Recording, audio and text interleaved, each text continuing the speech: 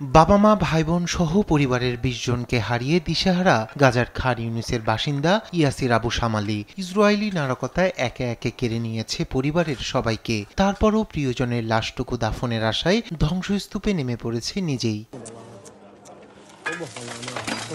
যতদূর চোখ পড়বে শুধু ইসরায়েলি বাহিনীর তাণ্ডব। প্রয়োজনীয় ভারী যন্ত্রপাতির অভাবে ধসে পড়া কংক্রিট সরাতে হিমশিম খাচ্ছেন গাজাবাসী।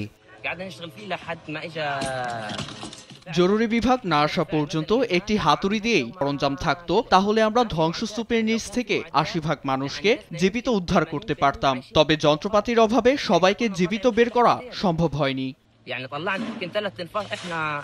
ইয়াসিরের মতো নিজ বাড়িতে ফিরছেন মোহাম্মদ আবু আমশা। বিধ্বস্ত কংক্রিটের স্তূপে খুঁজছেন প্রিয় সন্তানের মরদেহ। আমার কলিজার টুকরো সন্তানকে খুঁজছি। ধ্বংসস্তূপে চাপা পড়ে আছে সে, কিন্তু কোথাও পাচ্ছি না। দয়া করে আমাকে সাহায্য করুন, আমাদের বাঁচান, ধ্বংসস্তূপ থেকে তাদের বের করতে সহায়তা করুন। জীবিত না হোক, অন্তত প্রিয়জনের লাশের দাফন চায় এসব মুক্তিকামী মানুষ।